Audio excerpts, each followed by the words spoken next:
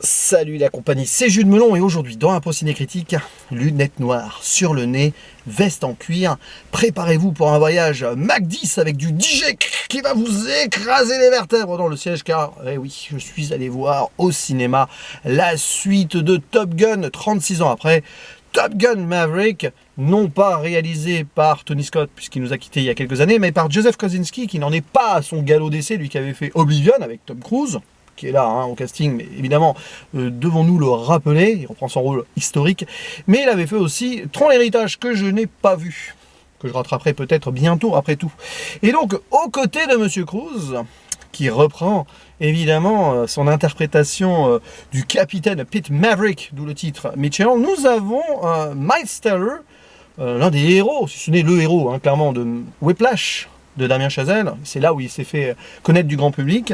Jennifer Connelly est ici aussi pour un rôle, on va dire, peut-être romantique, mais j'en dis pas plus. Glenn Powell, Lewis Pullman, Ed Harris, qui fait une apparition au début du film, j'aime beaucoup cet acteur. Monica Barbaro, mais aussi Val Kilmer, que l'on voit en bande-annonce sur une photo. Est-il présent physiquement? Bon, j'y reviendrai très vite dans cette vidéo, qui va alterner quelques révélations globales et une zone spoiler plus franche sur le final. Et alors, autant dire que... J'enlève les lunettes quand même, c'est plus franc. Je ne suis pas fan du premier Top Gun. Je n'attendais donc pas cette suite avec une impatience démesurée, mais j'y suis allé en curieux, parce que grand spectacle garanti, c'est du cinéma, et puis les premiers retours sont extraordinaires. Beaucoup parlent de chef-d'œuvre, en tout cas très peu n'ont pas aimé, donc je me suis dit, est-ce que ça va surpasser ce premier volet? Bref, l'histoire se déroule... Ah oui, il y a John Hamm aussi dans le casting, il faut que je le mentionne parce que ça va être un peu l'antagoniste et tout. Bref, on est dans le futur du premier film, j'imagine une trentaine d'années après, voilà, grosso modo, pas forcément en 2022, même s'il y a un cachet très années 80, donc peu importe quand on se retrouve, mais on est de nos jours, puisqu'il y a des téléphones portables. Évidemment, Maverick a vieilli, mais il n'a pas vraiment évolué en tant que tel, puisqu'il est toujours capitaine, lui qui aurait pu devenir amiral avec tout ce qu'il a fait, toutes les décorations, les citations, etc. Et il continue de tester des avions, et on veut le mettre à la retraite, parce que voilà, il est trop vieux pour faire ça. Donc il veut passer quand même à Mach 10 avant, au début, on a déjà cette première épreuve de bravoure, et il va être rappelé pour devenir instructeur, là où on l'a vu être instruit pour devenir pilote d'élite qu'il a été, c'est-à-dire à l'école Top Gun, mais il va devenir cette fois-ci, on va dire l'un des profs, le prof principal, afin de apprendre aux jeunes, qui doivent quand même être pas loin de la trentaine, en vrai, à gérer une mission qui va les envoyer peut-être pour la première fois, en tout cas précisément pour une mission très dangereuse sur le terrain où ils doivent démolir un truc d'uranium dans un pays qui n'est pas mentionné, parce que le côté géopolitique dans ce film, on s'en fiche, j'allais être un peu moins poli, et on n'est plus dans les années Reagan, donc on n'a plus d'ennemis à citer, même si à un moment quand même on sent que ça se passe là où il y a du froid et de la neige. Ne serait-ce pas encore la Russie qui redevient une forme d'ennemi géopolitique? Je ne dirais rien. Bon, ça peut être dans des montagnes autres, voilà. Mais en tout cas, voilà, cette mission, préparation, entraînement, les jeunes ont, on va dire, un regard à la fois idolâtré sur cet homme, mais bon, ils ont aussi, ce sont des têtes brûlées, forcément. Et parmi ces jeunes-là, il y a un petit souci pour notre Maverick, c'est qu'il y a le fils de Goose, son équipier du premier film, qui a connu, on va le dire, un destin funeste. Si vous avez vu le premier, bon, je spoil, mais c'est pas grave. Et donc, un deuil va revenir. Il n'a jamais vraiment fait le deuil, on le voit dès le début. Il est toujours hanté par Goose. Et donc, forcément, quand il voit le fils de celui-ci ici, il a envie de le protéger et pas l'envoyer à la mission. Lui qui doit choisir 6 d'entre eux, ils sont 12, je crois, il doit en trouver 6. Donc. Et puis on apprend qu'il lui a pas forcément toujours rendu la tâche facile auparavant, parce qu'ils se sont déjà revus et vus avant, clairement. Mais bon, donc petite tension entre le jeune et le plus âgé, même si Tom Cruise ne fait pas très vieux dans le film. Oui, il est plus jeune que son âge, forcément. Voilà.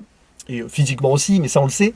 Et donc, tension dans cette instruction, d'autres personnages vont graviter autour, peut-être Iceman aussi, Val Kilmer. Et cette mission finale, peut-être héroïque ou pas, avec des avions qui volent dans le ciel très vite, et un Tom Cruise qui pilote visiblement vraiment l'avion. Je ne sais pas si les autres acteurs aussi, mais en tout cas, lui, c'est sûr. Grand spectacle garanti, allons-nous, avec ce film, avoir la chance d'avoir une profondeur un peu plus grande que le premier, qui était dans son temps et qui a mal vieilli, hein, je l'ai revu, j'en ai parlé il y a quelques semaines sur la chaîne, et encore j'avais été gentil dans ma vidéo, je vous le dis, hein, franchement, mais bon, voilà, parce qu'il y avait Tony Scott quand même derrière, et Tom Cruise, voilà, mais qui a installé sa légende, mais le premier Top Gun, c'est pas terrible, pour moi en tout cas, hein, c'est très personnel, je sais que les gens aiment beaucoup, mais bon. Et ici, donc, la suite. Surpasse-t-elle Top Gun? La réponse est oui. Alors, c'est assez fort parce que je me suis laissé avoir, c'est du grand spectacle, c'est très bien. C'est une autoroute de blockbuster sans laquelle il n'y a pas grand-chose à redire, mais avec les clichés qui vont avec quand même. La construction, l'entraînement, la relation entre Maverick et le fils de Goose, presque son fils de cœur, c'est super bien géré, il y a des hauts et des bas, mais quand même c'est tendu. La façon aussi de scinder, non, de sceller une équipe entre des pilotes et copilotes et navigateurs, c'est un peu compliqué, un peu rivaux quand même, c'est très bien. À un moment il y a une scène de beach, de beach volley, non, bah justement, pas de beach volley, de football américain sur la plage. Évidemment, un clin d'œil du premier film, on les voit torse nu et tout, bah oui, clairement, mais il y a plusieurs clins d'œil du premier film. Et on a cette nostalgie qui est là. Mais on n'est pas non plus dans le surplus de celle-ci. On n'est pas ultimement dans un fanservice débordant. Il y est, mais c'est bien intégré dans une intrigue qui est bien gérée, dans le sens où, voilà, notre Maverick est vieillissant, mais toujours intrépide et jeune dans sa tête. Il n'a pas vraiment grandi, il n'a pas voulu monter en grade, c'est pas pour rien, quoi. C'est toujours le casse-cou absolu, quoi. Need for Speed, hein, Danger Zone, hein, dès le début on a la musique Danger Zone qui revient, et puis on a aussi des thèmes musicaux du premier, hein, là, clairement on est gâté. Musicalement c'est très bien, sans en faire trop non plus, c'est bien.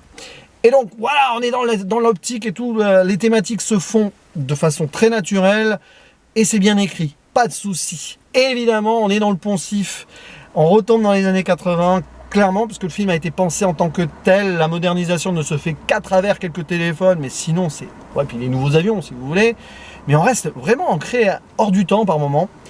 Et donc oui, il y a le côté héroïsme à l'américaine des blockbusters de l'époque qui reviennent là, qui font qu'il y a du cliché, ça c'est... Pour moi, quoi, c'est plus ce que je recherche de nos jours, mais ça fait plaisir de voir ça quand même aussi, parce que ça te rappelle une certaine époque révolue, qui a peut-être mal vieilli, mais ici, c'est fait avec une sincérité et assumé à 100%, ce qui fait que les défauts, tu les pardonnes, même si à un moment, tu te dis, ah ouais, bah tu le vois venir. Donc il y a toute la fin, tu la vois venir.